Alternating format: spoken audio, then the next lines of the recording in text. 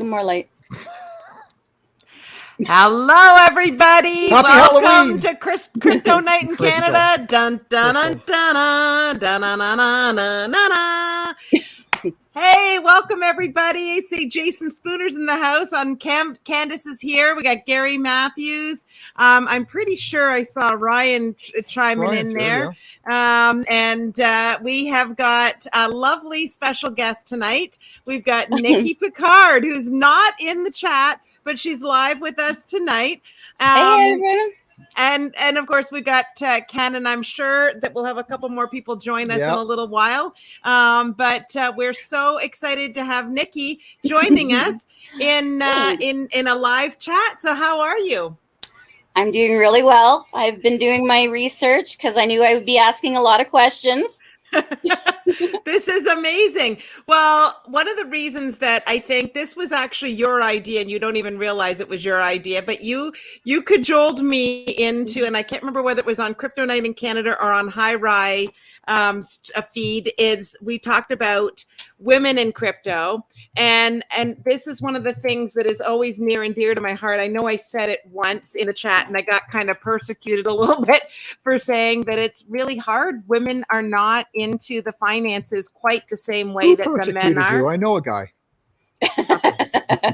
Stop it. Anyways, but so I just thought to myself, maybe what we need to do is we need to invite a few more women on and talk about your journey and where you're at and how you even got started in crypto. I think I first found Ryan's channel back in February or March because I was looking for something else to do. I know I'm not going to have a full pension when I retire, so I'm just basically trying to find other means of income. And I came, of course, it was Ryan's channel. It's like 100 to 25,000 that caught my interest. And from there, I started binge watching all his videos. And then from there, I found you guys. And then from you guys, I found other people that you guys recommended. And to go back to what you were saying about, I think it's just you and Crypto Casey. I know. For women, it's like the majority, and we must watch Mark, my partner, and I, Mark Suave. Mark's your partner? Yes. That's funny. You should have him come on. I didn't realize that Mark was your shy. partner. I've already asked him. He's like, tell him I can see him in the reflection of your eyeglasses. That's right. We can see you, Mark. We watch a lot of videos, and it's all guys. Okay, so did Mark start his journey as well by finding Ryan as well? Or was he doing it beforehand? I started, and because I was watching them on our main TV, that he started watching. But he got really more into crypto at first than I did. Yeah. So I've just been kind of tagging along with him. Okay. And it's really confusing. It is confusing. 100% for sure it's confusing. And I think over time, we might have made it a little bit more confusing. I've thought about this a little bit over time because we've jumped don't look at me like that. It's because we've jumped into some pretty heavy duty topics fairly quickly. Yeah. Like we went from just learning, getting our toe wet in Bitcoin and Ethereum. And then we went into the altcoins, and Ken does all the meme coins, and then we've got NFTs and all that sort of stuff. But it's just really, really interesting. Okay, so you started with Bitcoin, I'm assuming, or no? Yes. Okay. Yeah. And how did you Simple. On Wealthsimple? Okay, because obviously, if you've learned about Wealthsimple through Ryan, so Wealthsimple would be the natural. And then I went to Shakepay. Oh, so you went to Shakepay. And so do you still hold your crypto in Wealthsimple, or do you buy it? I didn't at first, but now that they have a lot more coins, and it's so much, I find it really easy to use Wealthsimple because it tells you what you've actually purchased and what the cost is and all that stuff. So that's why I like it. Whereas I find with all the other exchanges, it's like, oh, how much did I actually put into this? Am I losing money or am I up? Like, I just don't really know. Like, you really have to keep track of everything to know where you're at. So that's kind of one of the things that I'm not liking about crypto, but why I like, well, simple doing the crypto there. So I've started to buy more there. I don't know how I'm going to get it out, but I saw an email from them saying they're looking into changing that. So I'm like, okay, that's good. Okay. Okay, well, that's really awesome. Let's just pause for a second and welcome Neil. Neil, I was thinking the Coin Chaser, but he's got Crypto Hick now. Yeah. So he's rebranded himself, ladies and gentlemen. Oh yes, and he's no longer got the Darth Vaders behind him. Yeah, what happened? We're still in design phase for the barn studio / garage. Oh, there you go. Well, Neil, I'd like to introduce you to Nikki. Nikki has been a contributor in our chats for a long, long time. And so I figured I wanted to start getting more women on the channel, more women representation, because I really, really, really know that once women get involved with this, and they got to learn the lingo, then because we're just as much of a risk taker as men, we just need to learn the lingo. Exactly. It's also a lot of fear, I guess, more. Yep. A fear of the unknown. Like the IT stuff, because I find that I really don't get the IT part as well. And Mark is in tech, so I think that's why he's kind of, gone towards crypto a lot faster than I have, because I just use it. I don't understand it. No, I totally get you. And I think that that's part of the problem in a lot of this, because I didn't grow up being a gamer. I think I played Pac-Man. I think I did Donkey Kong. And then once it got all the Atari games, once it got into anything beyond just going up and down and eating little tiny dots, that was it. It was game over. I wasn't interested. And I think crypto lends itself, there's a gamification to it, that unless you're really interested and in enjoying that space, it's really, really hard to understand what they're talking about. Yeah. Like, I hate to say it when Tim Perry's on, I'm like, oh, who did you say? Tim Perry. This guy? Look who's back. It's Wally. That wasn't planned either. I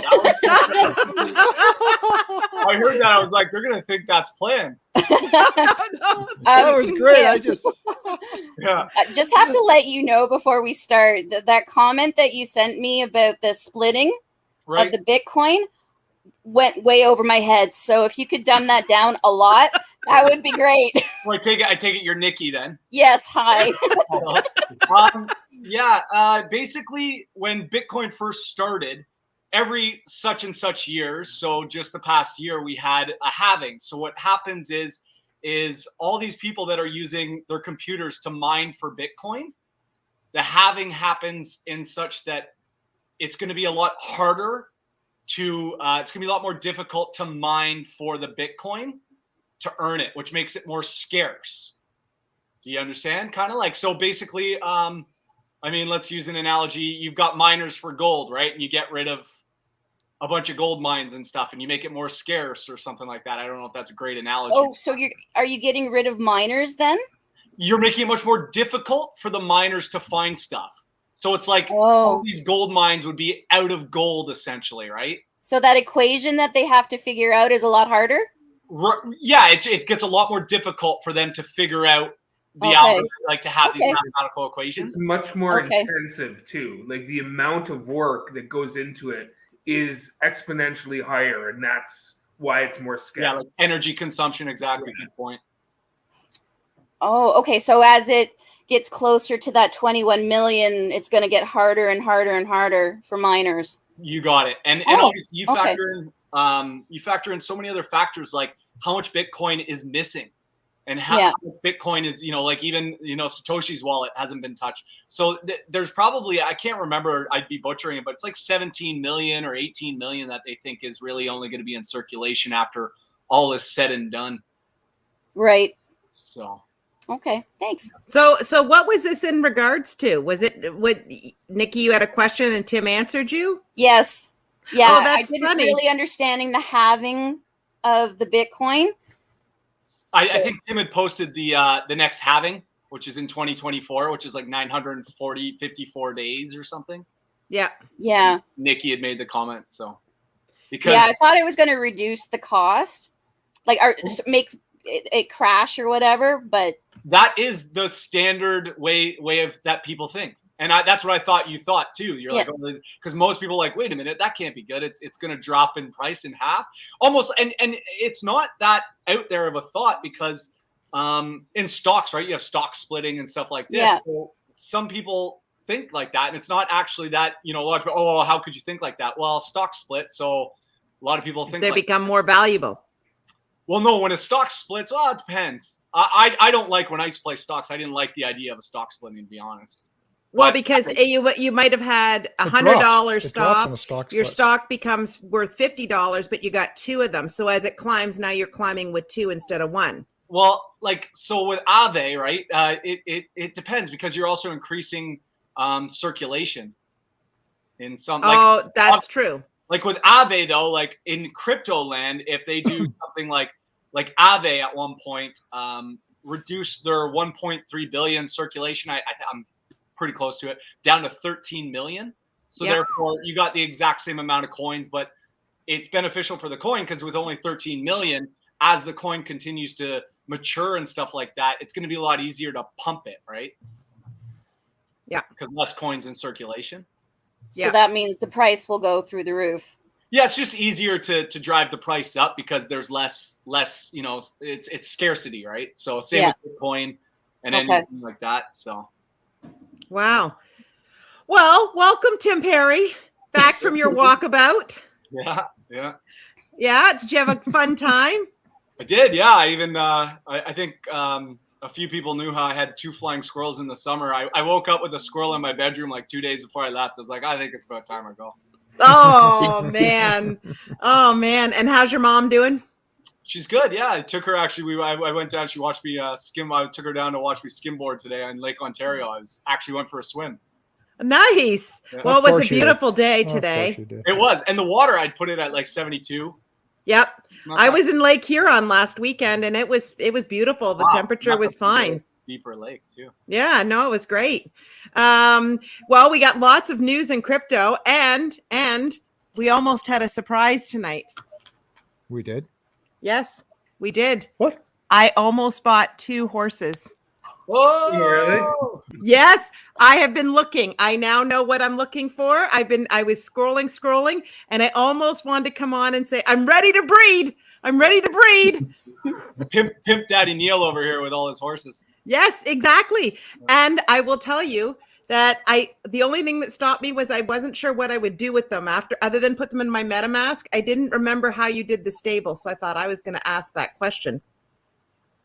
This is Neil's forte. Like, in ways everyone thinks, like, when I talk sometimes, oh, Tim, I don't understand you. Like, I still have to tell Neil so many times, like, Neil, slow it down for me, man. He's I know. Yeah.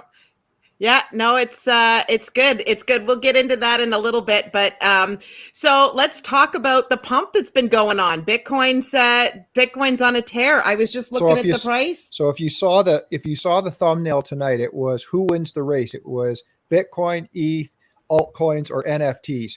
So that is sort of the underlying topic of tonight. Of course, Ledn popped in and put a comment in at like 3:42 this afternoon, and of course, guess what his pick was? Oh, obviously. Are we talking in terms of just the price with the upcoming probable like little bull surge we're having? What happens in this cycle? Who wins? Long term. Oh, altcoins will always win. But I mean, NFTs, yeah, because still to this day, like go back to March 2020 when the big crash kind of one of the swan events happened. Since then, ETH has outpaced Bitcoin. Yeah. That's just my simple analogy. And so many, Omi right now is back. I can't believe Omi already. It's back to where I had originally bought it, and I've got a lot of people from this show keeping me in tabs with it, and I'm happy for everyone. I'm not going to get back in it, but it's on a tear, and it's doing a ton of good stuff. and it's already back up. It crashed down to 1/10 of a penny almost. Yep. And it's back at 0.8 of a penny. That's an 8x already. I know. Verena keeps putting it in the chat. She's like, Nancy, shall I just say it? Oh, me. And I'm like, yes. We never let it go. We've been sitting on it since we first got in on it. I'll be honest, like what this for our little show that could right now, we've actually, not that I've invested in half these calls, but we were talking before I left about, and obviously me and Neil have been touching on this a lot, is I mentioned how it was going to be an L, like a layer 2/ETH competitor season, like year. Yeah. Solanas, Phantoms, all this stuff we've talked about. And obviously my favorite, which is still Matic, and we'll get into that in a second. But like all these coins, except for Matic, are absolutely on a tear right now. I mean, Phantom's done a 10x. Neil has been telling me, I got to get a Phantom. It was like 50 cents and it's at 230 now. Like Neil's hot on the tracks. Like we got to listen to Neil. We got to listen to Ken because shiba is going crazy. Yeah, no kidding. Yeah, like I almost got in that Floki in July, like 5th or 7th, and now it's up 150, 200x from where, like, I'm finally like, that's it. I'll bite the bullet and do that. But no, altcoins will win. But you say NFTs, NFTs are roped into altcoins kind of. So if with the coins, if we're just talking NFTs and the floor price of actual NFTs, they're going to go down soon, I think, in my opinion, because NFTs have been going nuts right now with these ETH rocks and I don't know. I mean, there's so many different things with floor prices of 5 ETH and all that stuff. And so I think the NFTs will go down because the NFTs were going up because we were in kind of like that bear trend in crypto. So everyone's shifted. Now they're going to shift back. Yeah. So if you have to plan your retirement, is it invested in Bitcoin, ETH, alt, or NFTs? Well, if you're long-term hold. I mean, long-term, I'm actually with the Bitcoin boys there. Like the end game now, because Bitcoin's doing a lot of stuff. Like if Bitcoin can actually implement smart contracts, obviously you've seen this tipping thing with Twitter and Lightning. Yep, the Lightning network. Big. And if they actually do that, then it's going to be a one-stop coin for all the stuff. Yeah. So you'll probably want to end up getting back into Bitcoin. But for now, that's still a work in progress, much like Ethereum. Ethereum right now is absolutely a nightmare. I mean, the ETH gas fees because of the minting of all this stuff. So ETH is also not something that you want to be riding on. So you want to ride on, which is why you're seeing this, the Phantoms, the Solanas, the Harmony ones, all these layer ones / and I think Matic still is just waiting. I think it's in a big consolidation, but who knows if I'm wrong. Yeah. All these things that make, that compete with ETH or enhance it are still going to be the front leaders in that sense. But I also have a sense that DeFi the volcano is stirring for DeFi again. And I think Aave with version 3 Aave is going to lead that off pretty soon too. Are you still bullish on Union? I am, yeah. And they're collateralizing. You'll be able to collateralize your NFTs possibly with Union. So that's something where they're still pretty good. And they still have that amazing lending platform where you don't have to put up as much collateral. It's not heard of as much. But they're on the Avalanche network. Sorry, and that's another one. AVAX, actually, because a couple months ago, I told you guys that when I fooled around with Matic, that's when I fell in love with it. Well, I had fooled around with Solana at the time. I did not like it. Now, obviously, technology moves fast, so that could be changing. I know that Solana's price has gone exponentially up because they were also doing NFTs for much cheaper. Yeah. So there's that. But then you look at Matic. Matic has now taken 50% of OpenSea's transactions because it's like 8 cents, right? Right. Well, you've got that, and it hasn't moved yet. So Matic's sitting there, and Matic's now got more unique wallets than ETH, and they're growing by the millions every week. So if you know all that data and you still see that Matic hasn't moved yet, and then it's going to go on a tear is what you're saying. Well, and this is the thing with these, at least what I'm noticing now, we're not getting chances to get in and we're not getting chances to get out. Right. Like Phantom was at 30 to 40 cents for months. Like we were talking about it forever. And I obviously just forgot about it Neil tells me about it. I'm kind of like, yeah, it doesn't look bad. And then the next day, hey, Neil, like if not 2 days at the most, it's up at like 90 cents. I'm like, Neil, did you follow through on your call? No. And then we just watched it go like it's 2:30 now. Ah, I still don't have any. Yeah, so Matic is going to, all these coins that have been sitting there, like Ave's been sitting at the same price and just accumulating. And now it did like a 4,000x over the period of a year. So of course people are going to take profits. But these jumps are going to happen fast. yeah. And I'd like to give everyone actually a really good intel on Okay. a good Twitter guy to You follow. listening? And his name, I don't know, his nickname's Plan B. Yeah. Oh, Yes! that's Yeah. the guy that got nuked off of YouTube with the pump Well, yesterday. he's just on pump because I would have never mentioned this until Rohit actually just sent it to me, and because we and him had been, and I've been showing Niels because he's growing a bit of a legendary cult status with crypto. Yes. Oh, Yeah. He's called the last like 3 months perfectly, like to the number of closes, and he's obviously calling for about 63K or higher on the close of this, and then 130K at the end of this year. And that the bull market should go to about, stock to flow is the new hit way of everyone's now like, I'm still learning stock to flow, so I'm not even going to bother trying to enlighten you guys on what I know or how, because it's still gibberish to me. But the stock to flow thing, they're starting to do it. Like I just saw one for Matic today. And if Matic goes to the stock to flow, which is following, people are saying that stock to flow is not working as like concrete, like, ass tight as it would for Bitcoin. But I mean, Matic's looking good if you're looking at the stock to flow. But Right. I mean, this Plan B guy on Pumped Show, if anyone did actually follow through on watching that, he's calling for like a blow off top in, at least to 200 and something thousand by Q1 of next year. Yes. We But then watched the whole thing and we were watching it live when it went down. Okay, right. And then obviously an 80%, and then obviously an ugly 80% drop. So like, I'm not gonna, if this is, I'll keep following this guy because me and Rohit and a few other people are like, and I didn't know he came out of nowhere. So I didn't want to give people, because I can give like, there's another guy I follow named Panda, and I'm in his private group with him for months. And this guy calls trends like no other. He called May, and I didn't want to believe him. And that was who I eventually started believing. But he said, this is just like an underlying bear trend, and we're going to shoot back towards 100K by the end of the year. And sure enough, he said when to jump back. Like, he's calling it to the T too. So I've got these charters that I follow that, and I do this weird thing where, if 3 out of the 5 of them are going bullish, then it's usually a good sign, right? Because these guys are so on the ball. It's not an airtight system that I follow tried and true, but we're looking like and obviously I've at least maintained one thing that I've been right about and wrong on everything else. But the fact of the matter is I think we're still going up. We were still going to go up in the end, and here we are. Like people calling for 10K, 19K.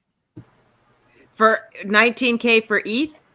No, for Bitcoin. Sorry, for like when we were like in the summer, right? When all the the uncertainty. Oh yeah, they thought it was going to go backwards. And one thing I had tried to enlighten everybody is that's how like Twitter's nuts. Like I don't know who's on Twitter for all this stuff, but I play a game now where I will sign into Twitter first before I look at the price of Bitcoin, and I will try to judge what's the price of Bitcoin based off the FUD or the hopium that I'm seeing on Twitter, right? Yeah. And even I think it was, I don't know if it was Neil or Rohit today. Someone was like, "Oh, alts are getting wrecked," and I go, and it's like all still like little green, and I'm like, "Where did you get this?" Like, yeah. No, it's crazy. It was interesting. Verena put a comment in a while back further up there about Immutable X. So I think it was Ryan that one time said something about if you want to get into crypto, but you don't want to actually buy cryptocurrency, that there's other ways to get into it. Like you could go to Michael Saylor's MicroStrategies and buy some of their stock, so on and so forth. Well, Immutable X, we just bought some of their stock because I'm just that excited about it. And I also bought WonderFi. We bought some WonderFi as well. That's the Kevin Mr. O'Leary. Wonderful. It's based out of Vancouver. That's his project. Well, he's working on trying to get a simplified version to the masses, like as we were talking about with Nikki, that it's sometimes it's difficult unless you're going in on a very simplified platform like Wealthsimple. If you're brand new at this, like I can't even remember, it was so long ago now that we started in on this place. But Tim, you had to walk us through step by step. You had this Tim going, okay, where do I put that? What? And we had you helping us step by step.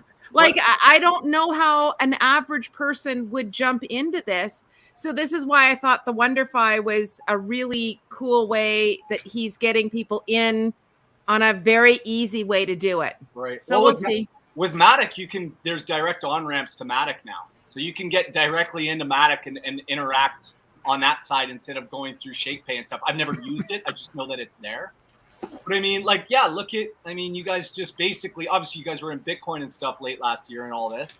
But even Neil, like Neil to me is more, he picked this up way faster than I did. And to give myself a little bit of credit, I tried to pick it up in 2017, 2018, and I didn't have a me behind Neil.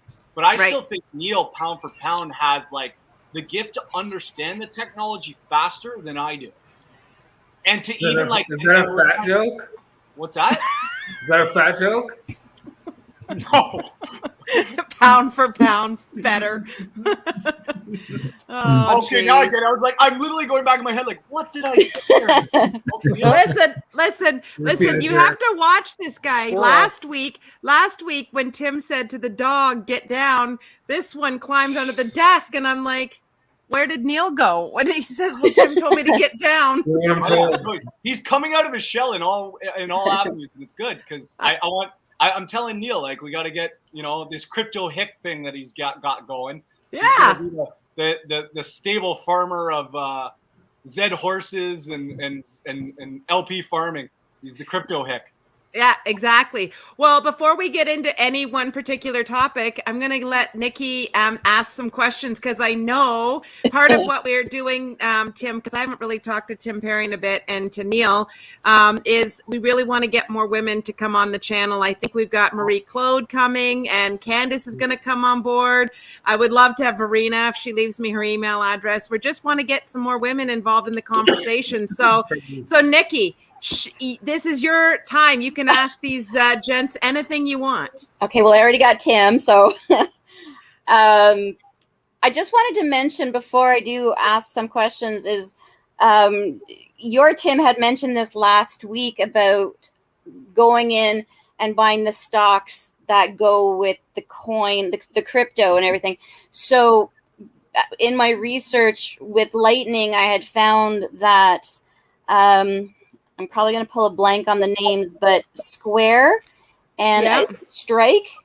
Yep, Strike. So I'm looking, I've bought some stock in Square and I'm going to try to do the same with Strike. And the thing, again, I like about Wealthsimple is that you can buy, I'm pulling a blank on the word, fractional buying. So it's perfect because Square is, I want to say $80. I could be wrong. And I haven't found Strike yet, but I know it's on the list. It's tough. It's tougher. It's on the I think it's on the NEO exchange. So you really, because there's another one out there that's Strike as well. I kind of looked into it, to be honest with you. So you've got to be careful which one, you don't buy the wrong one. Like maybe I did with my Lightning coin. No, as long as you got the Bitcoin emblem there, you're good. Yeah, because I think we talked about this last week. So I'm sure. I think I might have asked Ken which one to get. So I got the LBTC one. I hope that's the right one. Ken, do you know? There's two as LBTCs. As long as it's the Bitcoin symbol and there should be a lightning strike going through it, then that's it. So the Bitcoin symbol and then the lightning strike through it. Yeah. But I will warn people that MEXC is not an easy exchange, especially for newbies. It was very MXC? Yeah. M. I found that one. Is it M or N? M as in Michael. Yes. E X. It's what I remember. Let me just check if it's the same one. Well, Tim's looking at that, and we'll find out the answers. If anybody else has tried to buy the Lightning Network, that's the Jack Mahler. Yeah, I don't think you can buy the Lightning. I wish Len was on, or Joey was, or more Len. Well, we'll find out we'll reach out to Len. What are you laughing What are you laughing at? More Len, just More Len. There you go. We'll find out from Len. I mean, you got to give, like, if you're going to talk Bitcoin, you're going to want to know that Len is the guy. Oh, absolutely. Yeah. Absolutely. So we'll reach out to Len and see if we can get his input on that. And then what bums me about it is that it doesn't look like us Canadians can tip on Twitter, can we? Yeah. Okay. My mark says it's the right one, the LBTC one. Good. LBTC. Yeah. Okay. Yeah. All right. Well, we'll regroup on that for sure, and we'll check again. Okay. So, do you have any other questions? I just thought of this one now for Tim Perry. I think when I first started watching your videos, you liked Ravencoin. It's still my favorite coin. Okay, I bought some, and I'm waiting for it to do something, and it hasn't. It's frustrating, that coin. Like, I'll admit I'm not in it currently, but it is my favorite coin. Okay. And in my opinion, it should be, you talk about coins that are interacting with stocks. It's interacting with T0, which is like on the other side. And I can't remember the name of it right now. But anyways, securitizing. I'm still, because everyone keeps, going on NFTs, and I still think security tokens are the way to go even more. But no one agrees with me yet, at least the market doesn't. But as I've used the biggest example, if people like me who's got this, like, want to save the rainforest kind of thing, everyone could, all of us could group buy a plot of rainforest land using Ravencoin, and we would all own essentially, stock in it by, using Ravencoin as the medium, and then T0 would be the exchange for it. There's already actually some security exchanges for it. Security token exchanges. I can't remember the names of them, but so you could essentially, if you want to sell out of your rainforest shares, you can, and you can do that with like a general store, right? So we want to build a bigger sense of community with how back-ended this world's going. We build a little community, and we all invest in our general store. Therefore, we are all not only shopping at that store to support them, but we also have stake in it. So of course you're going to shop the places that you have stake in, right? So it's so groundbreaking, and actually, to me, if you're going to go, let's face it, we're in it for the money, a lot of this, but if you're in it for both, then Bitcoin and Ravencoin are my two favorites, because they're proof of work, which means they had to be like, mined, and they're more fair, because it's not like people got an allocation before it came out. Like, I love Matic, I love all these other coins I talk about, but they're not, in my opinion, you can't say they're truly decentralized until there's nobody running them. Yeah. If you still got multi-sig addresses, which are cool and all, and that's where obviously you have multiple people who sign off on the technology kind of thing to oversee it. Well, that's cool. It beats one person who signs off on it, but nothing beats a coin that has nobody running it. I love that idea of helping, buying shares in the rainforest, especially right now. I love that idea. So. Well, and also just like this, I'm not going to get too political on YouTube, but the whole, I don't agree. I mean, we got 20,000 people at the Leafs game tonight, and I got my friends who own a restaurant, and they can't have 6 feet apart with people, like they most likely won't make it. I hate saying this, because I already know that they're struggling. It's too bad that we couldn't all give them, let's all tokenize your restaurant, give up, then you don't have your whole entire life stake in it. People who are interested can now invest in it, have a chunk in it. And then of course, those people who are invested in it are possibly going to throw it on Facebook. Hey, go to this restaurant. Like, it creates this synergy, and I love it. Would it be difficult to actually use that as a case study and do it? Would you be able to orchestrate something like that? people are already doing that. I obviously I don't follow, like I follow enough people. I still follow the same amount of people on Ravencoin. The problem is I follow a lot more people now, so I don't see all the, you know, I used to my twit feed used to be just all Ravencoin stuff because I was so obsessed with it. So I could find out and get back to you on that, but I do know people are already securitizing. Like there was a real estate agent in Wisconsin. Is it Wisconsin? There's that one province, either Wyoming. Sorry, Wyoming is trying to build like the Wall Street of crypto. Yes, and they're passing all these things. And for a while, I was in a Ravencoin group with some of the brightest minds I've ever seen in crypto, to be honest. And that also made me even more bullish on Ravencoin. And we even had like Patrick Byrne, who's a billionaire. Like he had touched in and was talking with us. Yeah, because he's a big Overstock. Thank you. He's a CEO in Overstock. That was the company. Now he's not anymore. He resigned, and there was a whole thing. But he's a huge investor in Ravencoin. Yeah, and he's been on there, and we even had like that senator. Caitlin Long, I want to say is her name. Yeah, I'm pretty sure it's Caitlin Long. And they're trying to do this whole like Wall Street up on its end, because if you tokenize stocks, which they've kind of done on Binance as we've seen, but if you use Ravencoin to do that with no CEO, right? Like instead of using these coins that have people behind them, it's far more fair. You know, I could just go on about it. Like, and I intend to go back in Ravencoin. I'm not gonna lie, I'm not watching the coin enough to be able to tell you if it's ready to pump or not, but because at some point it's got to go again. Yeah. So that would be interesting if we could actually. It would be good for the channel for all of us as a case study experiment to see if we could actually create something like that. Yeah, like all of the kryptonite in Canada buys a plot of land just in case we all got to live on it. Well, either that or something, a restaurant even. And I think I might know who you're talking about, and I would love to be able to help and support in that endeavor in any way I can. Oh, I just thought about who we thought. I don't know how he's doing, but this was another friend, but no, I know who we're talking about now. I wonder how he's doing for sure.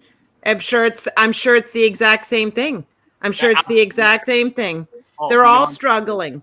Yeah. They're all struggling. Yeah. And the price of goods, the price of food, and we're not going to get into an inflation talk tonight, but the price of food just goes up and up and up, right?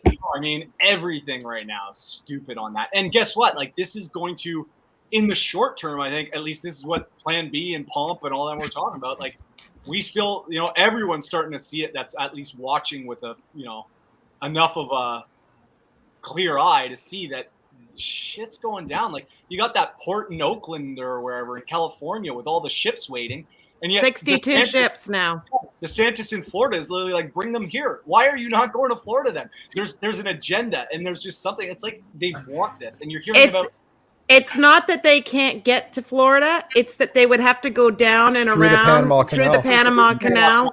And it would be very difficult. Like because it's coming from Asia, so it's coming to the closest coast. But California's paying farmers not to farm. You know why? Like if you know that there's, I don't know, something smells. Well, the whole thing smells. Yeah, California has been paying farmers not to farm. Obviously, they're using the climate change is going to be. It's climate change, global warming. I'm starting to hear global warming again.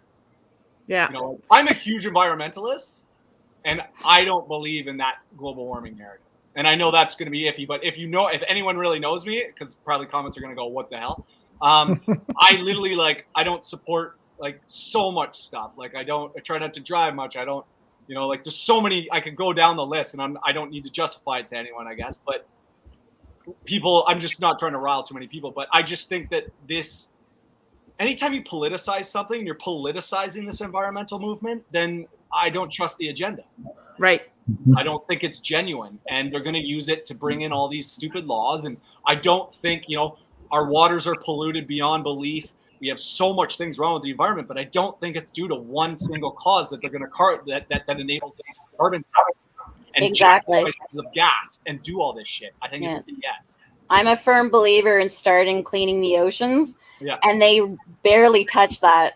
Yeah, like stop, you know, plowing down our rainforests for palm oil. Exactly. But we're not talking about those issues. We just want to focus on carbon, right? Right. So that's Yeah. why I'm just like, it's BS Yeah. because we wouldn't be chopping down all these rainforests. So therefore, I segue back because let's stick with crypto. Get into Ravencoin. Let's all freaking buy a bunch of freaking rainforests. Hell, we buy an oil plot. I'm in. Start mining start bringing out our own oil. Like Love it. crypto, if we use it right, is the right way. And NFTs are going to be massive, but not NFTs for pet rocks. Yeah. That's the No. whole point with crypto, right? You're going against the mainstream. Yeah. So let's do this and go against the mainstream and actually try to help things. Well, I made a comment today. Someone in England, some up there guy said that Bitcoin's going to be like the reason that the economic thing collapses. Like they're already trying to blame that. No, the reason is because you created an inflationary fiat currency system based off total fraudulent things in 1913 called the Federal Reserve. And we've seen our dollar absolutely become worthless. Yeah. You know? No, it's true. Sorry. That's okay. Kyle K he's made a lot of comments about missing you, Tim. Yeah. And so just wanted to say he wants you to touch on that's root or router and define. Router, and then I just say root for that. Yeah, and then define is how at least I'm hearing all the I've watched a lot on and it's define because we were calling it defin for a long time. Yeah. Man, okay, well, bear with me here. So I am mega bullish now on these two. Just today, just in the last few days alone, they are now not moving, but they're going to be integrating. So their exchange is also going to be on Phantom. Their exchange is also going to be on Avalanche. Their exchange, they are also, they keep postponing their mainnet because Root and Define go hand in hand. Root is the behind the scenes liquidity aggregator, moving stuff around, and then Define will be how you swap for stuff, right? Just like a Uniswap, but you'll be able to swap across chain. So if you want Phantom over on the Phantom network or some coin over on Phantom, and you're over here on the Polygon network, you can do it all on Define. It won't switch. It'll just be like automatic bridging. Another cool little thing that they just added that's coming up is you'll be able to do like 5 coins. Say if you wanted to streamline your portfolio, and you had 5 coins. You had Matic, Solana. I'm trying to use ones that they're going to obviously be on chain. Luna. They're partnering with Luna to move stuff with Luna. You got Luna, you got Matic, you got Solana, you got Phantom, and you all want to take that and turn it into Define. You can do that in one trade now with Define. You can do a 5-for-1 swap.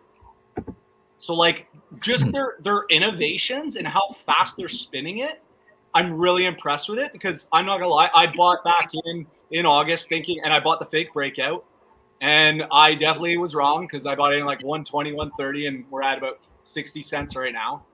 But thanks to farming, which is I've been in the route Define LP forever, I'm not going to get into but I've increased my stake just by farming 50%. So I'm actually only 20% down from my portfolio, as opposed to it would have been 60% had I not been in something that was farming and stuff. Mm-hmm. So you look at, they're going to be doing farming across chain. So they're going to be farming. You'll be able to farm on Phantom and Avalanche and all this stuff. I can't say enough about. And Neil knows this because I'm frustrated with the price action 100%. But I just finally I'm at peace with just the fact that this is a mega big, and Rise touched on this because I see Rye over in the comments, like liquidity. I haven't wavered. Liquidity is the number one biggest thing in crypto. I don't care about NFTs. Obviously, I like the change of world stuff with Ravencoin, yes, but for crypto to exist and to get bigger, it needs liquidity. And that's what Router is going to do across 10 chains.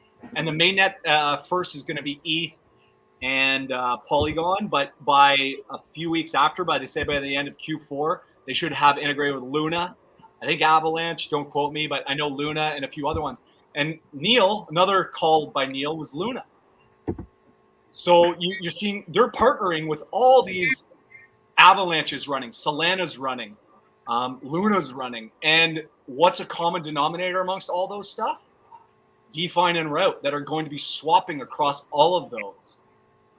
So I mean, I could keep going. And I already touched on Matic. So just like to touch on trends, China, which so far it looks like there was a bit of validity to their FUD. There's not as much mining going on in China, but there are, DDEX, DYDX has been a decentralized exchange that's been running like crazy because it was based out of China. And this is starting to cause, you're just seeing it now, like this little surge of DEXs are starting to be popular again for trending. So you've got DEXs, then you've got the L2 or the L2s, the L1s that are trending. Then you have, liquidity, which is always a big thing. You have Polygon, which is a big one that's going to thing. And DeFi Router also touches on those.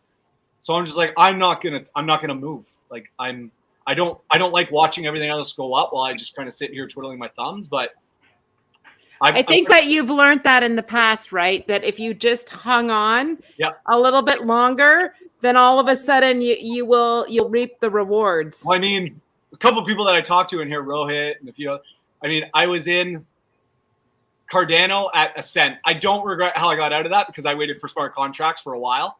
So I was in Cardano at a cent. I was in Matic at a penny, and I fell for the FUD with Matic too. It got to 4 cents, and then there was a flash crash. And that for some reason, oh God, it's manipulating, it's scammy, and I got out. And then the next time I saw it, it was 33 cents, and I bought back in.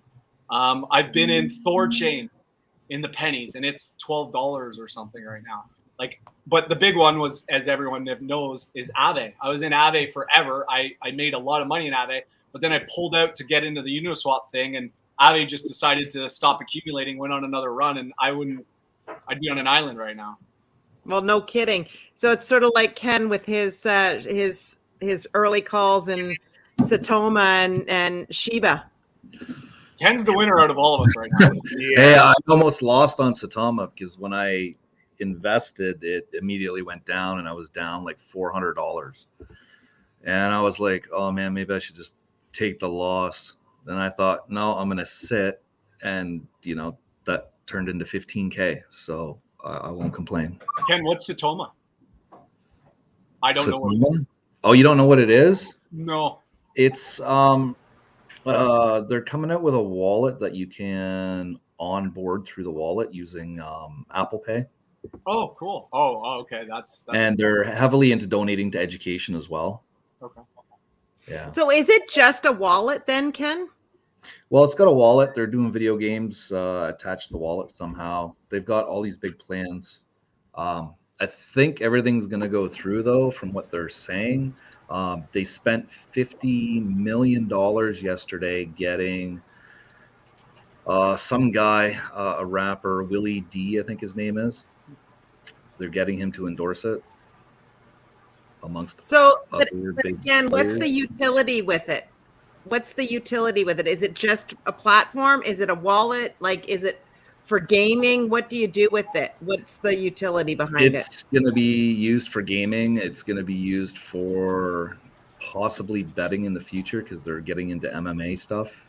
So, and they're corporated, so it can't be a rug pull. They're incorporated in the United States, so. Interesting. LLC, yeah. So it's a centralized platform then? I think that's the way they're going to be going, yeah. Well, like I said, if you've got a CEO, if you've got somebody running it, in my opinion, let's just be technical, you're still centralized. Mm-hmm. Like I love Matic, and so many people, it's decentralized. It's not completely decentralized. It's got this multi-sig wallet, which makes me like confident enough because anyone who knows what multi-sig wallets, it's just some of these coins only have like one signature that's needed to unlock and mint coins or do something shady. So the more, if you've got a multi-sig wallet with X amount of signatures that you need from a variety of, wide spectrum of people, then that's definitely better. And it still means you could have a wide spectrum of people that are in on it too. So you can go down the line, and that's why proof of work will always be number one. But to touch on Ken's thing, like just in, defense of meme coins are the biggest definition of, and the saddest reason on why crypto doesn't even need a goddamn utility. I'm sitting here watching Floki Shib go nuts, and I'm losing my mind because my brain is in it from a Raven coin or disruptive banking, with Root and stuff. And yet here, some little kid, threw $500 into SHIB at the start of the year, and he's worth $22 million. Like, come on. Yeah. If you look on CoinGecko, all the meme coins have pumped. Every single one of them. They're going nuts still. I mean, SHIB's still on the rise. It's been fluctuating up and down. So is Satama. So I'm just trying to figure out whether it's going to go up and find a new level, or whether they're going to just end up falling down again. I have no idea. Because SHIB's done it before. It was racing back in May, I think it was, and then it bottomed back out. So. Oh yeah, and meme coins go violently up and down. Yeah. So you Ken? Sorry. No, go ahead, Nikki. You had mentioned, I think I heard you mention that Satama was going to be available on KuCoin. Is that still happening? Because that's kind of what I was waiting for. That's what the rumor was, but I don't think it's going to be KuCoin. I can't remember now. Okay. Where do you buy it, Ken? I'm buying mine on, like, doing my trading right now. I've been just doing it on Uniswap. But, okay, so you can get it on your gas fees they're huge. I was gonna say, Ken, can you get, because I've been like living stress free on Matic. What's the fees like these days? 50 and up. Okay, so still, I mean, I've heard horror stories for minting NFTs and stuff, but 50 for a trade is still what I left it at. Yeah, we tried doing Lightning on the MEX. It was over 100. It was 120, I think. Yeah, I don't know that exchange. I looked it up. Interesting. Yeah, it was insane. Surah has said, "What's the next Matic or Aave?" She wants to know what she should be researching. I just talked about two of them. If we're talking low caps, which is Define and Root. Other low caps that I like that I'm not in. Obviously, I like Union.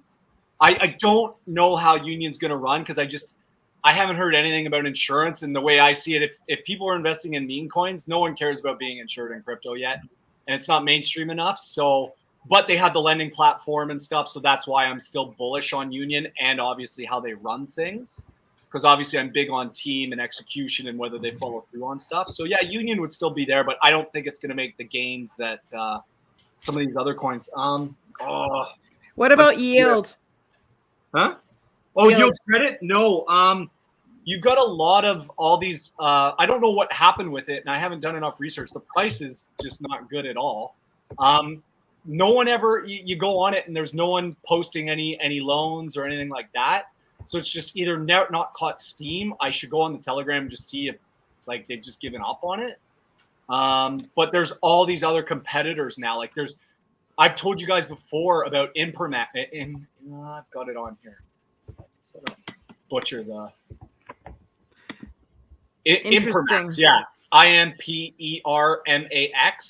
And it's basically like a pooled, like you could do one-sided LPs. So you don't want to be in an LP and you don't want to deal with obviously impermanent loss. You can go use the Impermax site and just put, USDC. The last time I was in it, not for long, but I did just creep it the other day just to see how it's doing. And you still can get 33% just on one-sided by providing USDC.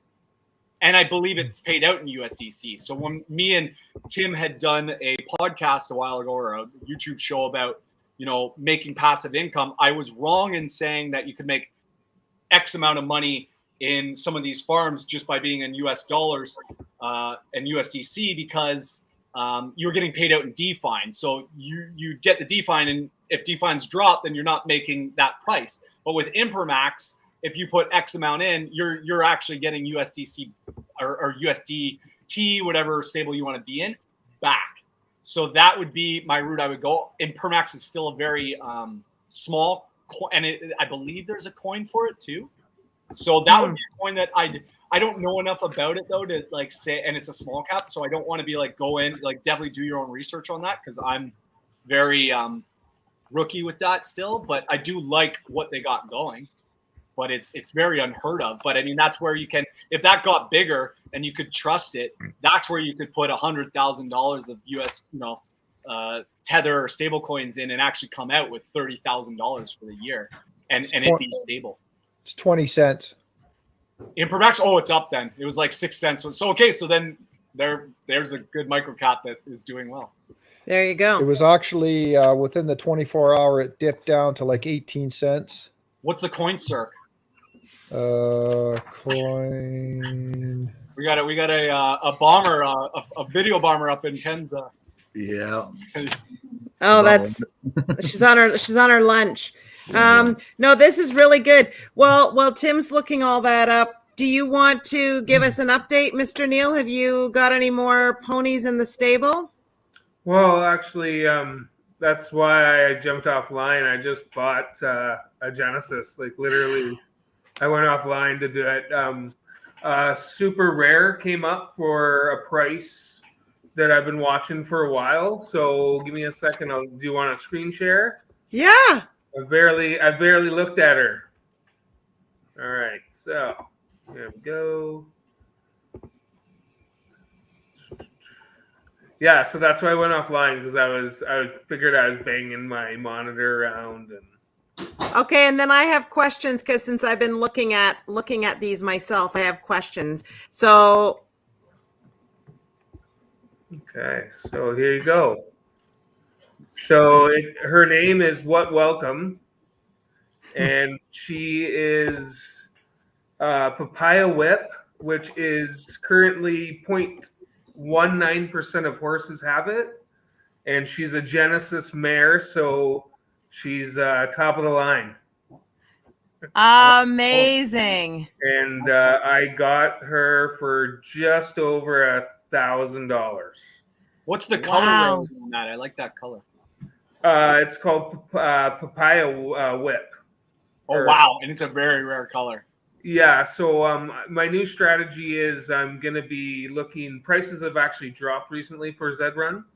So I've actually, instead of being upset, I'm finally looking at this as an opportunity. So I've just been looking. I missed out on a couple of good horses, but now that I've got a super rare female, I'm going to get a super rare male, because as I've done more research, they provide 60% of the ingredients for color.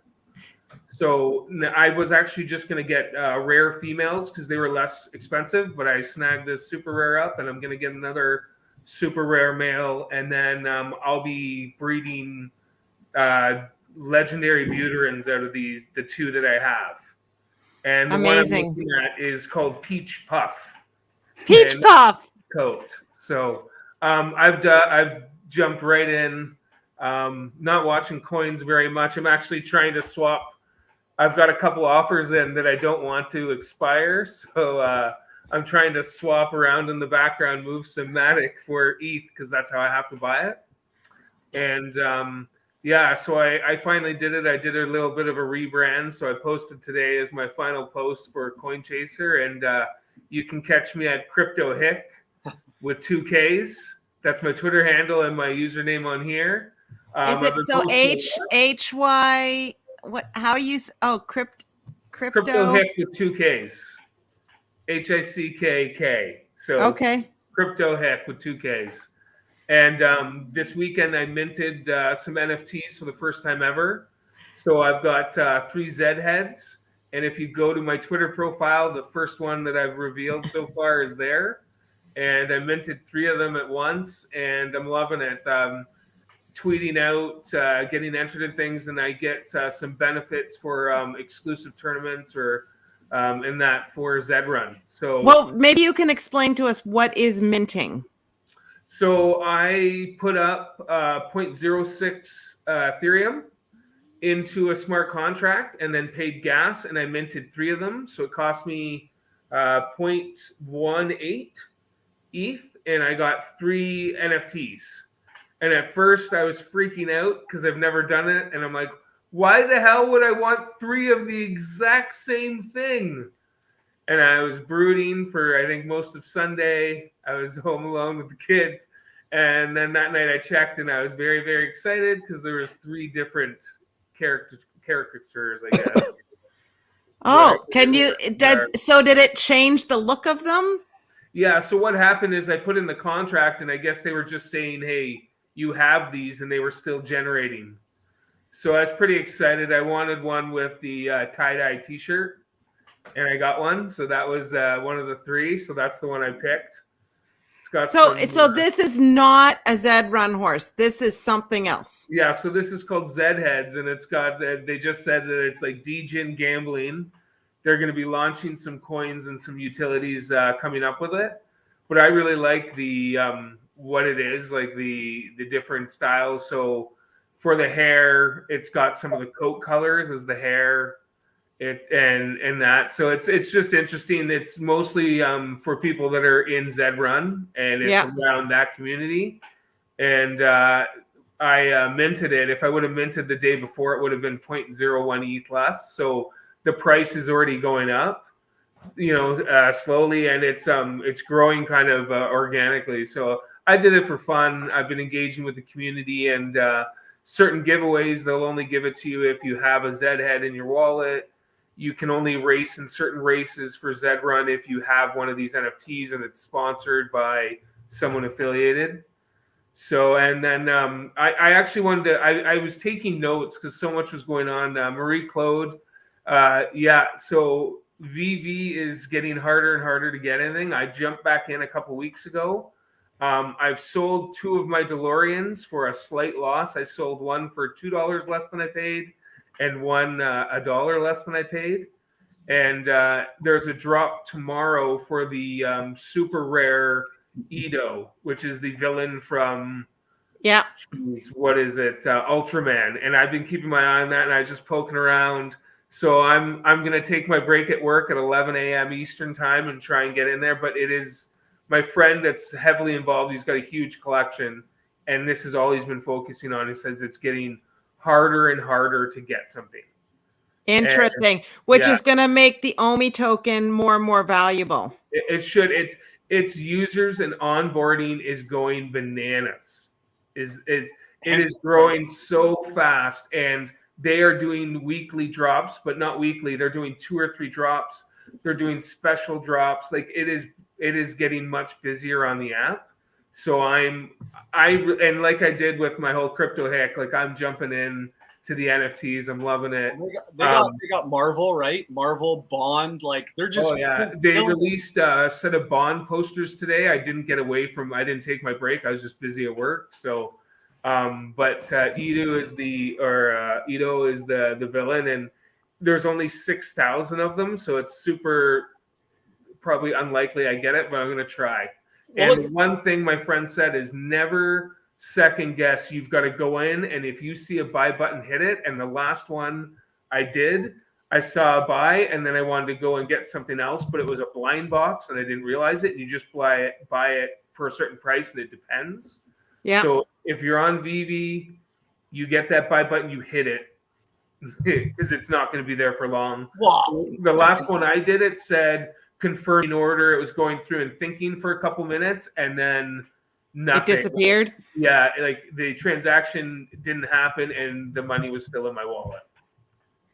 So wow, they need to figure out their bot. Like the bot issues are getting absolutely out of hand because people are getting priced at like it's unfair on what's happening. And I'm not just talking with NFTs. Yeah. The Mechaverse came out the other day, right? This huge big NFT deal, and obviously you're hearing a lot of metaverse, right? Buying land, owning land, renting land, all the things you can do in the land, Ready Player One style, all this stuff like that. And then you heard the other day how so many people got, like within seconds, bots had eaten it all up, right? And it's same with how the coins are working now.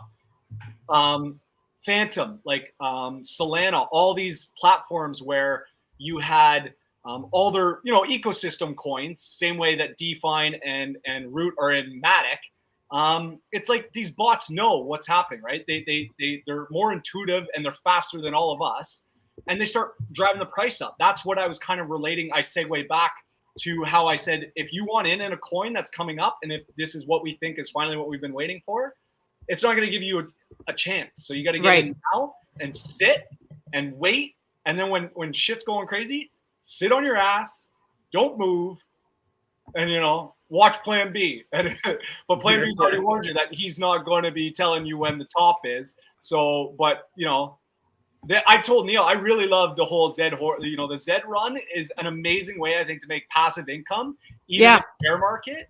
But I think this is my call. Don't listen to me. And if you're really, I still am going to slowly probably buy a couple horses with Neil. But for now, I'm still going to stay heavily into coins because I think NFTs are going to drop. Then after there's a big pump, then I'm going to move and hopefully start like preparing myself for life after being in total volatility of crypto, like coins, and then do stable farming. You know, like if all of you guys, if you guys start making decent money where you think it's life changing, take a lot of that like out. And I'm not saying put it back in a fiat at this point because I don't know if your dollar's gonna be working anything, but keep it in stables and just do stable farming and make really good passive income without no skinning in the game and getting hurt. And then obviously like throw a little, 20% back into volatile coins. But don't do what I did and had 300K in 2018 and all the way down to $2,400. Don't be mean, please. Yeah, I know that's heartbreaking. I just think I think that it just goes back to what we first started talking about with Nikki at the very beginning of it. This is a learning curve. There's a learning curve to all of this. And if there's nothing else that I can say about what you're doing, Neil, is it's really good education for us all. Like I've been on OpenSea more this last week looking and trying to figure out what I liked. And I went through all the different horses that were available and I was like, okay, well, where kind of like you, okay, what would be the thing that if I was going to dip my toe in here just to try it? I was trying to go I followed your instructions and I was looking for rare colors and looking, but then as soon as I parked that for a little bit and thought, okay, I'm going to think on this. And then I was over looking at all the artwork and again, trying to figure out, okay, where's the value of this? But again, until you've got some skin in the game, like you do, you've got skin in the game. So you're actively participating in the learning of it. And this is the thing, the only advice I give out to the audience is that you'll never learn this stuff, whether it's Bitcoin, whether it's Ethereum, whether it's any of these altcoins or the meme coins or NFTs, unless you actually jump in and get and dip your toes in. You're not going to follow it. Why would you? If you don't jump in and try it a little bit.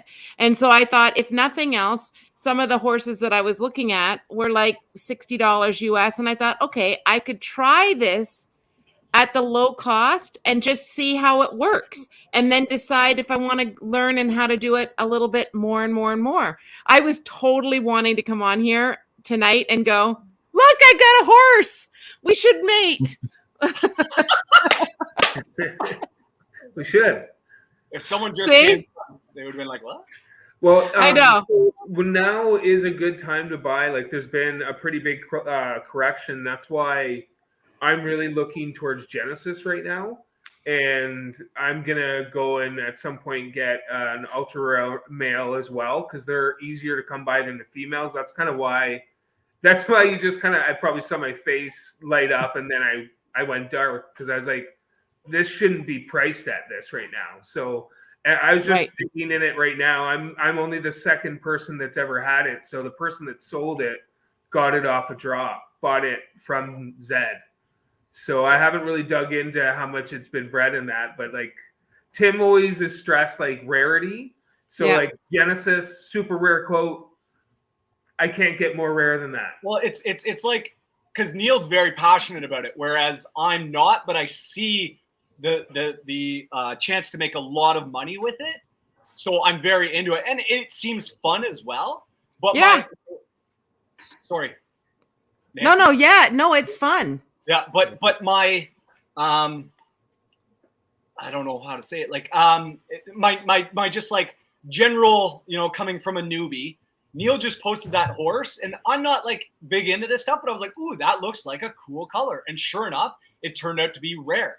Right. So it's like they've got it so you can kind of tell all the, that, oh, that's probably a rare one. But we talk about racing and you can do all these things. Mm-hmm. It seems cool. And it beats going back to some stupid 9-to-5 job. And it's still a lot less work, a lot less effort. It's fun. I bring up another thing. There was this digital teddy bear stuff, and I can't remember the name. But there was these guys, and I don't know if it's still as booming as it was when I was reading about it. It was a couple weeks ago.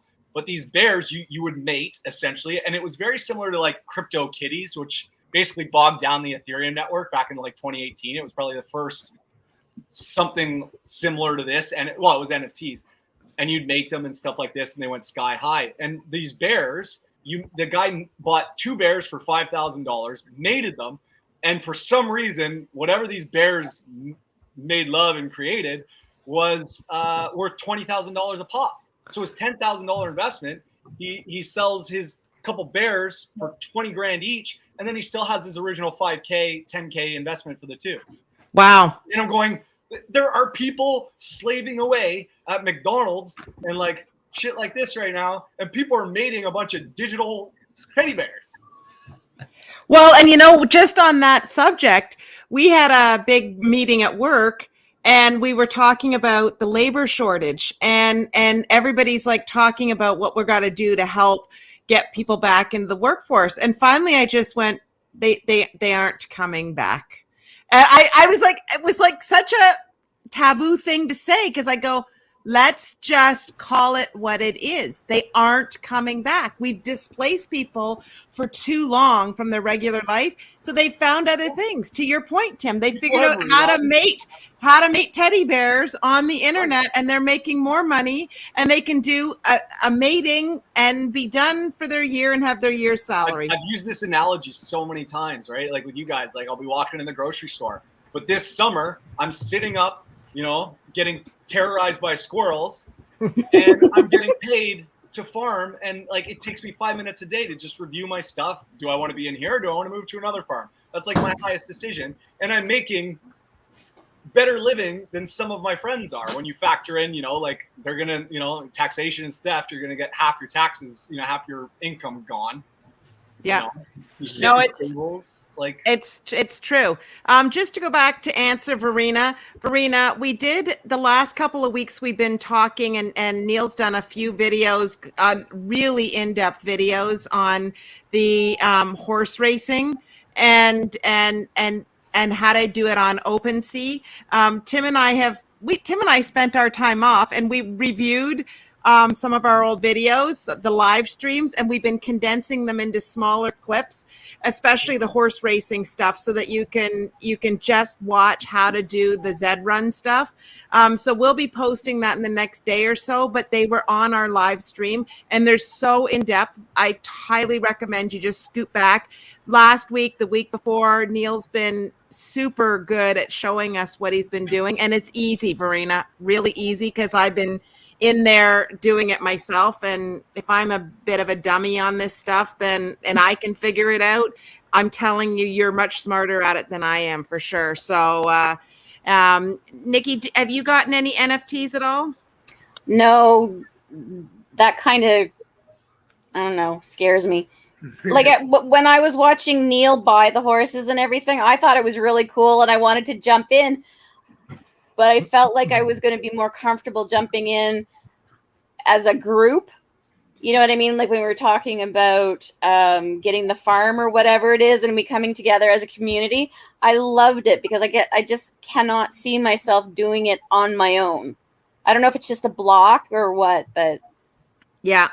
I know it is, like, as I said, I looked at several of them today, and I was like, do I get this one? Do I get this one? Maybe I should get this one. And I'm like, okay, it's $60 US. I know it's a lot of money, but it's not in the grand scheme of things. And I thought, well, and I can always sell it if I don't like it and I don't understand. You can sell anything. Listen, people are buying rocks, ether rocks, for thousands and thousands of dollars. But you can't sell a lot of these NFTs. That's the problem. There's no liquidity to sell them. They may be valued at 1.7 million, but you got to have a buyer to buy it. And that's the biggest issue with NFTs right now. Biggest issue with anything, right? You want to sell out of a micro cap and there's no liquidity there. You're going to not, you know, say the price is 1.8 cents. But there's only like $20,000 sitting in the liquidity thing. You're going to be selling at a much lower price than the given price on there if you've got a big chunk, you know. Right. And this is the problem. And you have all these problems across all these various platforms now because everybody wants to create the newest platform. Everybody wants to, you know, be the next ETH killer or this and that, you know. that's why, just throwing it out there, that's why Root, you know, okay, well, you can go over here and swap over here and we'll have the liquidity and we can move it over there for you. Yeah. And NFTs will have the same thing, I think. Tim had mentioned earlier that it was, I think if you keep them in the barn, it's a good source of passive income. Is that what I heard earlier? Yeah. Okay, because that's kind of where I am right now. In retirement, I want to be able to have this passive income. So I've been doing a lot of research into side hustles lately on different things of what I can do over the next, say, 10 years. And then when I am ready to retire, I'll have that passive income to supplement not having the full pension. I forget what I was going to say now. See, this is what I was worried about. I'd forget. Go blank. That's okay. Well, the horses allow you with the studding out. So depending on what it is, that's one way to have passive income. And Tim Perry's hugely big on the Define and the Root, because you can farm that. That's again passive income. And that's everywhere. That's what? Sorry. That's like farming is, if you like, say you don't like DeFi, there's so many like multitudes of coins. Like I think Uniswap has LPs. Like you can do all these, but like I said, for all of us, if we ride out this bull run and we make some money, take it out and just stay in stables. You could literally make a decent living if you have enough to start with just using USDC or Tether, stable farming or even staking for stables. Okay, here's the question. What's the difference between staking and farming? Staking is just like a savings account. Okay. So you put it in somewhere. Now, obviously, if you're staking a coin, the price of that coin can go up and down, but you don't lose. So farming, you have to create a liquidity token. Okay. So let's just use Bitcoin. Say you wanted to buy, actually, so we'll use Ethereum. So you want to buy DeFi with Ethereum. You would go to DeFi and you would swap Ethereum for DeFi. Well, that pairing, that combo of ETH and DeFi needs liquidity. So since it's decentralized, they want people like us to provide the liquidity, and they incentivize us for it, which is 0.3% per trade. So they can borrow it to lend out? Right. But the problem is impermanent loss. So if a coin, so I see it happen all the time, and I'm kind of playing yo-yo with Root and DeFi because that's my main LP right now. But I can see, I can have 26 DeFi one day and like 3 Root, and then Root goes up the next day. So I have 1 Root and then like 30 DeFi because it's impermanent loss. And basically how that works is people are like, well, how does impermanent loss work? Well, if a coin's going up, that means a lot of people are buying it. So if you're providing liquidity for Root and Root's going up, then you're going to lose. They're going to take Root from the Root you've been supplying, and they'll substitute back with DeFi. You see what I'm saying? So I'll just stick with ETH and DeFi. So DeFi's going sky high, that day. So you've created a token, an LP token that has ETH and DeFi, and say you're 50-50, just so to help, or 100-100, just so you help. DeFi goes up a lot the next day. You will have 50 DeFi and 150 ETH. So you will have lost that. That is called impermanent loss. Now it's you won't get it the first run. I didn't either. But it's just LP farming is something that you got to watch a bit. It's you just got to mediate it. So I get the gist. Yeah, for the last few months, Root has been holding a base price much better, and DeFi has been dropping. So I've been losing Root in my farming. So I'm in a dual farm, so I get paid in Root and DeFi. So what I do, as Neil knows, is every couple days I'll sell the DeFi that I've just farmed and buy more Root to tip the scales back in the numbers that I want to have in my portfolio. Okay. But what exchange are you on? What's that? What exchange are you on for that? I've literally DeFi. I've become a Matic maxi for for the Okay. last bit, and that's on the Polygon/Matic system. Okay. And I just, it's like I just told you guys before. It's so, sorry, Ken was just mentioning about ETH fees. I don't know what Neil's doing, but All right, someone was coughing there. I was just laughing. oh, So Ken was talking about ETH fees, and I like my blood pressure went up just listening to him because it reminded me of all the times I was in a coin I wanted to sell out, and I remember the one day it was $400, $500 when I was playing those meme coins to just sell. So I took I literally sold, $600 Canadian worth of just to get out of a trade. Like that's nuts. And now for me it's 8 cents. So it's like Matic fees went up the other day and everybody was griping and BIT and they're like, oh da da da da. Like it went from under a penny to 8 cents, but now because it's gone up, the Matic network's moving along a lot faster and smoother. So for 8 cents, I don't care. It still cost me $1 for interacting, debit machines. So people are getting way too entitled in crypto. Yeah. Yeah, no, it's true. This is really good. There was some comments in here. I wanted to just point out that Gary Matthews said you were right, Tim. He's made enough money in crypto to pay his mortgage, to have my mortgage paid to my term 15 months away. And now he looks like he's working on paying a small balance on his Silverado off, which is great. Good for you. Gary also put up a question there for all of us. I answered.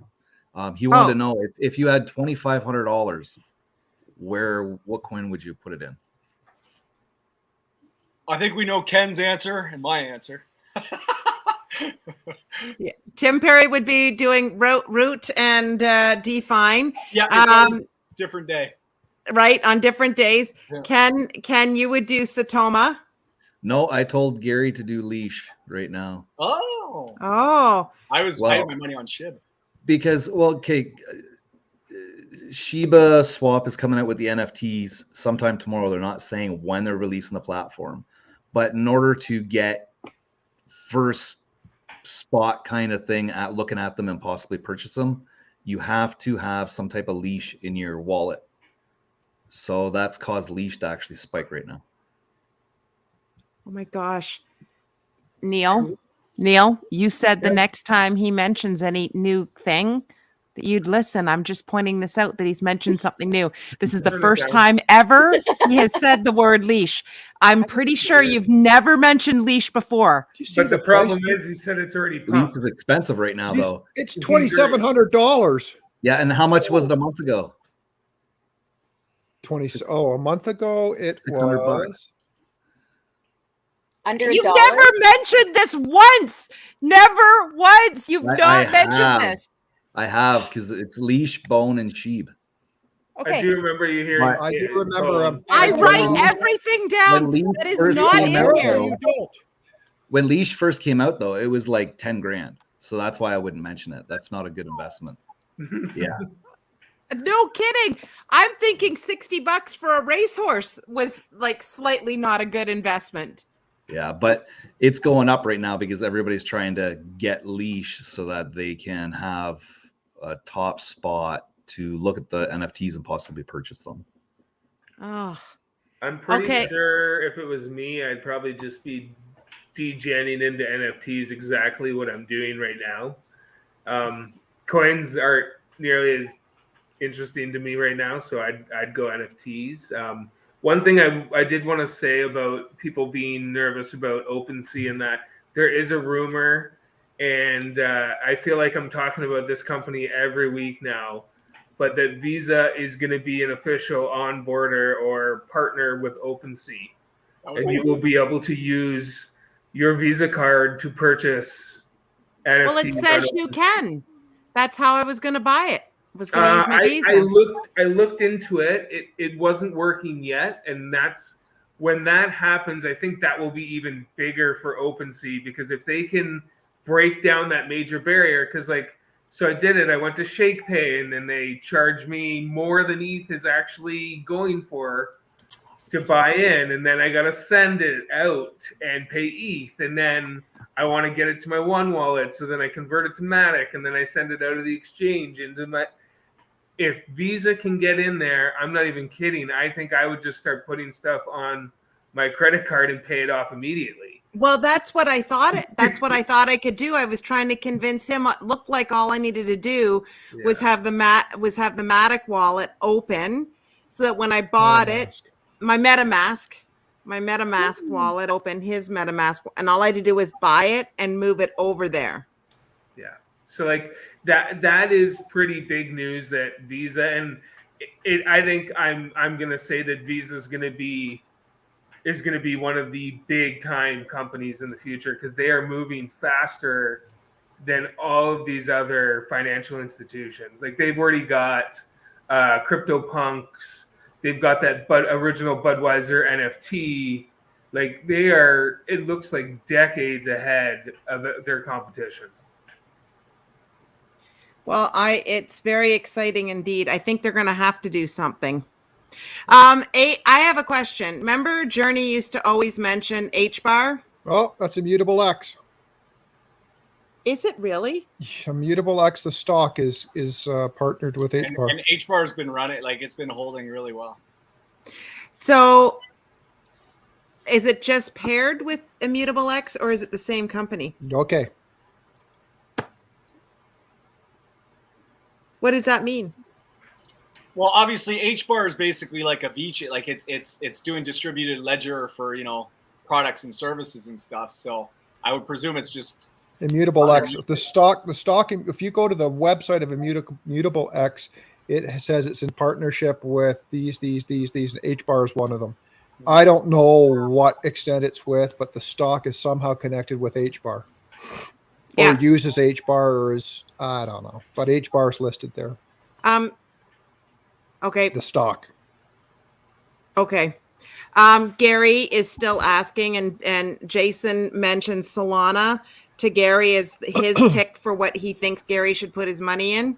Again, none of this is financial advice, Gary.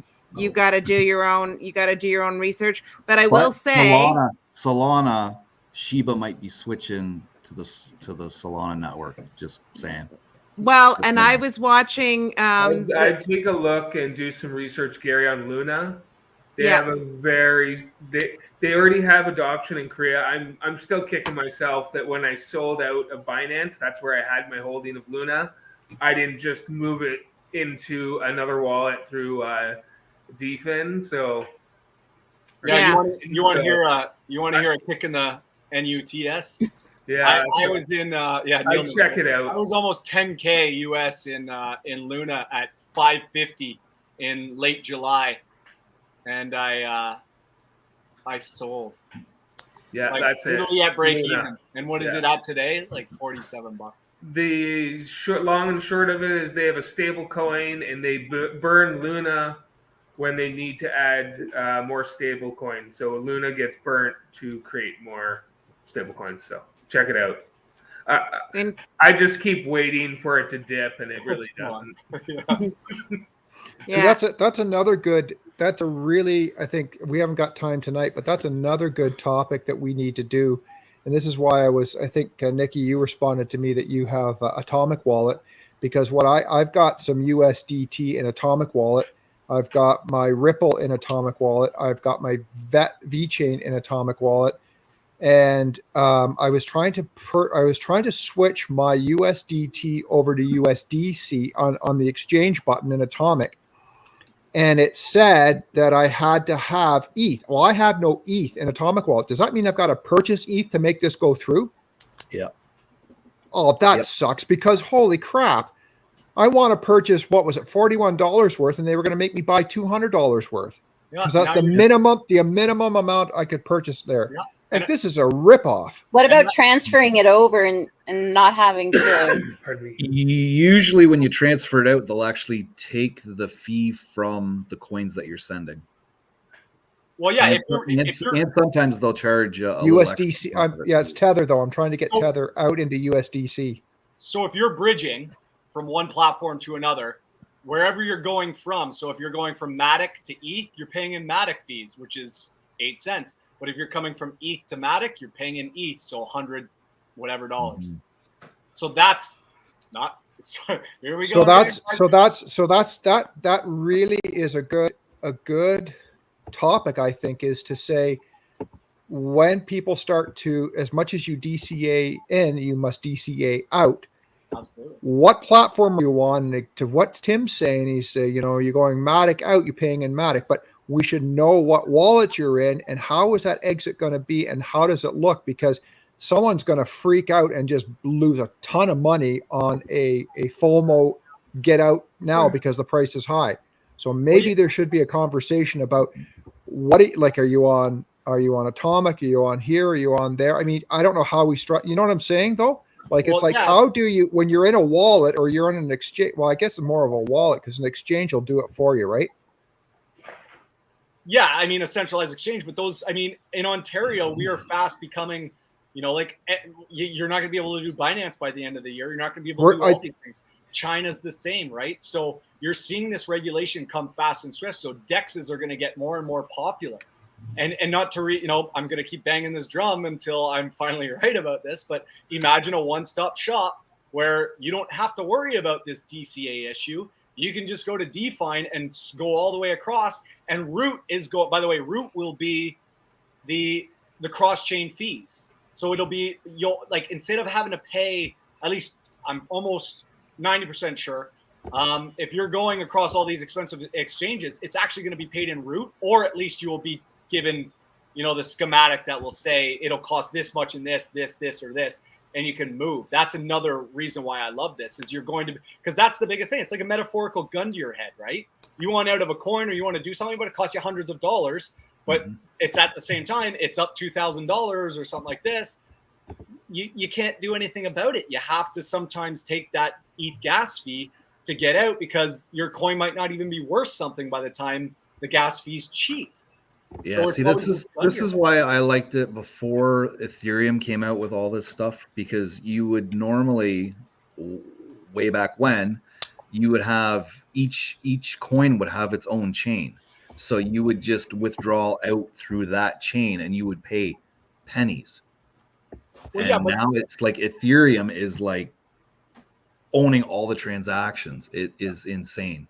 But at the same time, even if you have all these other blockchains, and that's the problem now. Like, I remember when I first got into crypto in early 2018, so many wallets, like there wasn't a MetaMask really, right? So yeah, well, see, MetaMask takes all the chains and holds them on the server, right? And it's constantly updated, where before you would have to open up your computer, load the wallet, and you'd have to wait for it to sync before. You've been in it long enough, right? But that's it. You'd have 5-6 coins and 5 different wallets that you had to do exactly just that as well. So, I mean, we've come a long way. And obviously, as we all know, we're still early. So these are issues that we have to deal with. But like, we also just talked about the solutions that are coming. Because I'm not a big fan of Solana yet, but I'm not going to judge them on the long term. Cardano actually pulled off smart contracts, so I got proven wrong there. But now we're sitting here going, what next, Cardano? And as we're seeing now, the hype is gone. It was this mythological, can they come up with a smart contract? Now that they've done it, I don't see Cardano in my feed at all. Yeah. Well, no, Tim's right. We need to come up with like a roadmap of, if you want these coins, go this way on the Matic, nice and cheap kind of thing, using, doing bridging and everything like that. It'll help us all out as a community if we could come. And you know what, Ken, even to preface that, it might be an idea to figure out what wallets we're in or whatever in anticipation of that, so that if we're in a wallet where we're going to get skunked or have a problem, maybe we should be moving it somewhere so that when we have to pull the trigger to DCA out, we're in the optimum wallet or the optimum exchange. MetaMask is integrated now, because I've already I've done the same way I taught you guys to do Matic on there and Binance. You can do it with Avalanche now. You can do it with several of them, right? Theta, you can do Theta on there now. Okay, too, so you're gonna constantly get these wallets that are obviously going to, and it's like capitalism, right? The cream is going to rise to the top. So MetaMask continues to evolve and add all these things. So you'll have, I could see you maybe having 2 wallets tops to hold a ton of different crypto. Well, that's what I mean. Like, you're not supposed to leave your coins on an exchange, but really with all these fees, honestly, you're going to cost you $100 to transfer the coin out. And then, the coin's going to start pumping. So it's going to cost you $100 to transfer it back in. to try and catch this pump. Now this pump, you have to have enough coins to cover that $200 worth of pump plus another $100 to send it back out after the pump's done, right? Well, yeah, it's insane. But that's why I said, like, imagine, like, because that's what Root and DeFi is trying to solve, among many other things. Because you'll pay in Root. Root will be the sole fee that you use to cross all the chains, and then you'll use DeFi as the swap to do the swap. So now you see how they both work simply, right? So that's why that's why I'm so high on it. Like, I see all these new coins, and I'll admit that I'm not, feverishly eyeing down stuff as much, because it's really hard to compete with what I'm seeing here. I'm just like, this is big, and I just gotta take the bullet for now and just wait, because eventually you're going to see bridges are going to become a huge trend, because we just issued that. Tim wants to do a whole show on that. So I didn't even bring this up, but you guys were talking about it, because I've been thinking about this, that bridges will have to be a massive trend, because there's too many platforms coming out now, all doing their own things with different fees and different technicals and different this. Well, how do we navigate all these waters? Right. So no, it's one-stop shop. We need a cryptos for dummies. Yeah, exactly. We have to go back and do a few of the fundamentals again. And go ahead, Tim. Well, Kyle was just alluding before to AnySwap, which is a much less ambitious version of DeFi, and obviously Thorchain would be this. I wouldn't even call it ambitious, because Thorchain is pretty solid. But another problem with bridging, though, the biggest problem with bridging is it's the easiest, at least so it seems, to hack, because you're obviously crossing all these chains, right? Because there was another coin called Poly, not Polygon, but Poly, and it had a 600 million plus hack in August. I think I touched on it when I touched in with you guys. So that's why, and Kyle had already touched on this as well, but Root right now is taking its sweet time. I mean, Root's mainnet was supposed to be April, then it was supposed to be September, and then it was supposed to be the end of September. Now they're still like, it might be a few weeks, because they want to make sure that their audits are ironclad, because when you're going to be bridging across 10 different exchanges, they want to not, if they don't get hacked, then more people are going to start flowing into them as well. Thorchain's also been compromised. So that's one big problem that's going to be happening with bridging, and also MetaMask and all these things, because I hear a lot more MetaMask hacks, which means protect your passwords, don't keep them on anything. So once again, we'd have to highlight privacy too when you start doing this. Yes, and we have that nice Arc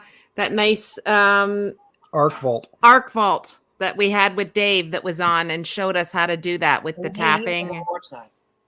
No, it's really cool. We've got these really nice plates. And anyways, Redbeard had a question about is hodling vet VeChain still a decent idea? We're still holding it. I still think I think I said this last week in our show, that there was a publication that I get in the food service FSR magazine, and they talked about in the future that they are going to have almost all food is going to be distributed using blockchain, so we can do traceability across, and we can know if we have to recall product, whatever, it'll all be done.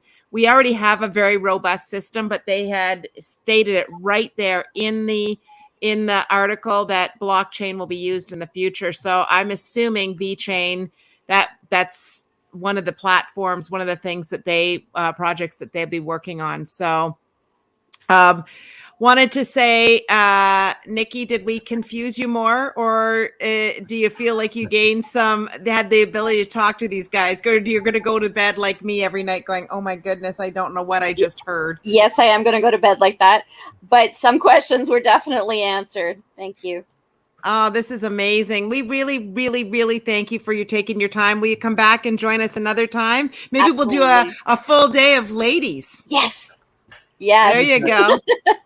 There you go. And yeah, no, it'll be really, really fun. And next week we're hoping to have Candace on the show with us to talk about crypto and let her banter with the guys.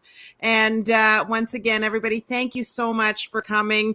Ken, as always, with the meme coins. And Neil, I'm telling you, I'm going to have a horse the next time we talk. I'm close. Tim Perry, so happy to have you back in the house, and everybody for joining and hanging out with us for as long as you have. We really, really appreciate it. We'll see you next week. Thanks for having me. See you, everyone.